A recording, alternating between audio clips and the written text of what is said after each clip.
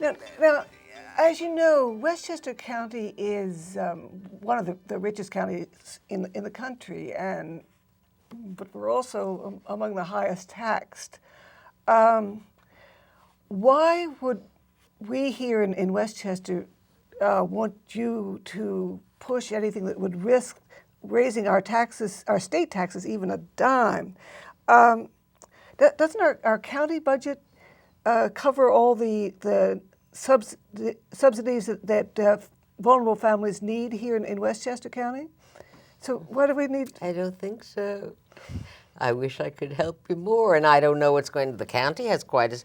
I've just been with our newly elected county exec, and man, they got a big hole in their budget. So I think things are not going to shape up well at the county level either. And the county doesn't kick in that much. It does a certain amount, but most of the money is coming through the state budget. And also, if we have gotten away from abstinence-only training, so maybe we're getting now finally some federal money as well. But every entity I speak about is having very severe problems. So we're a wealthy county, granted. Where is the need? Well, Westchester's a very interesting county. I was shocked. I mean, I'm getting shocked right and left, but this was another statistic I just recently read, and it really upset me because I wasn't so tuned in, and that is 1/3 of my Senate district earns, I think, under $25,000 a year. That's surprising to me. I mean, that is a surprising figure because I have some of the wealthiest communities in America. In my Senate district, I do have Scarsdale, and I do have Briarcliff, and I do have Chappaqua and Rye and Larchmont, and others. But it occurs to me that a significant portion, even in my cities, are poor people. I mean, White Plains has a large portion, Nourishell a large portion. Portchester is now over 50% immigrant, which means that they're probably not earning high salaries. Ossining, again, large immigrant population, doesn't have the language skills to climb up the ladder yet. But that is the conundrum that we have in Westchester County.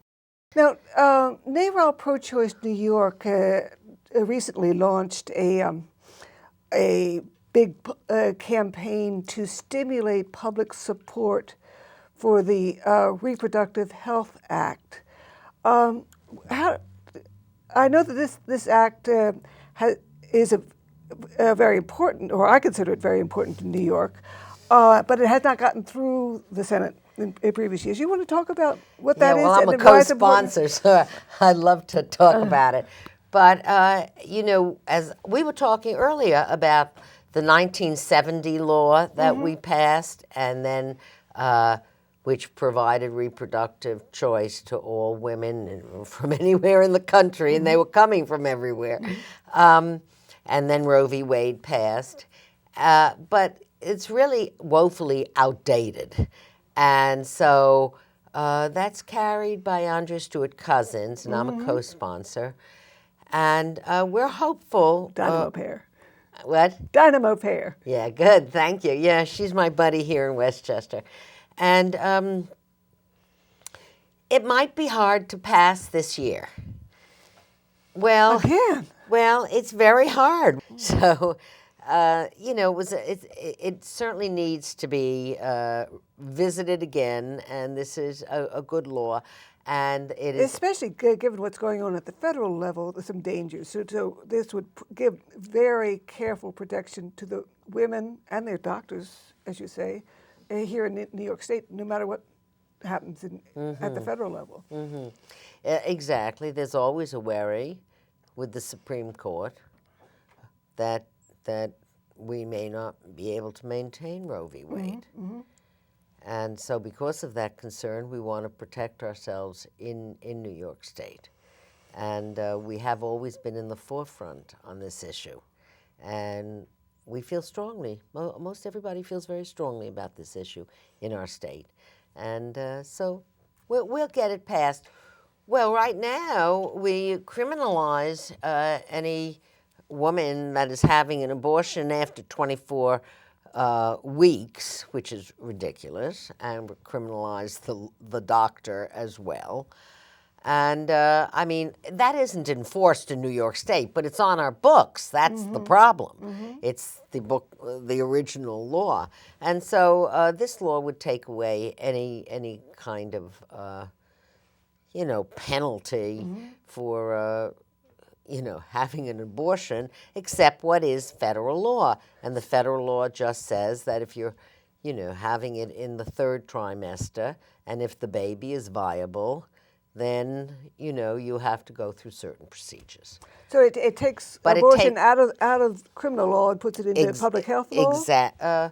Yeah, exactly. And in addition, whether the baby was viable or not viable under the old law, it was still a criminal offense if it was after 24 weeks.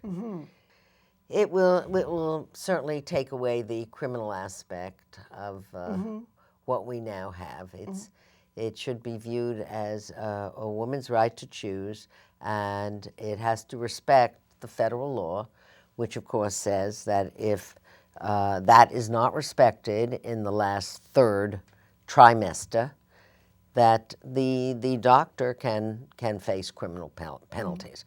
So I think we know what the federal law is, and we just want to make sure that New York State has a similar law and that it remains a woman's right to choose.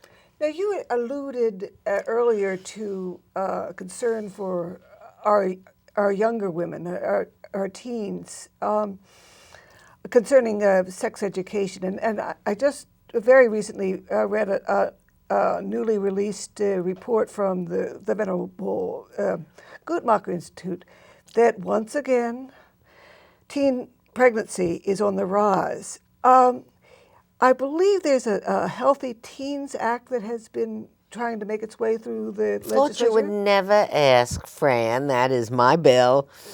And that bill, we know the statistics, and we know that since '05, that the teen pregnancy rate has been increasing, which is a shame because starting around 1970, well, no, it was later, maybe in the mid-'80s, we put a lot of effort behind APS, the Adolescent Pregnancy Prevention Service monies that we see in Mount Vernon and several other places in our county. And we were really seeing very, very positive results. And we're very, very, very disappointed that we haven't been able to maintain that. We're now going in the reverse direction for the last more than, 5 years and now. And what would the Healthy Teens Act do that could help reverse that? Well, we trend? feel education. Of course, I'm the chair of the Education Committee, so I think education does everything. Yeah. But in this case, the bill says that we have to have what you and I call sex ed, but God forbid they should use the word sex in a bill in the Senate. I mean, everybody would fall off their chairs. We're saying that everybody, boys and girls, should have medically accurate, age-appropriate sex education. Now, That sounds very reasonable. Thank you. However, we had a president who thought that abstinence was the only way to go. And since New York State, for many years, wanted to get that money, they were teaching only abstinence only. Well, about 3 years ago, when we had a Democratic governor come into power, he said, that's absurd. We see that abstinence only has not worked.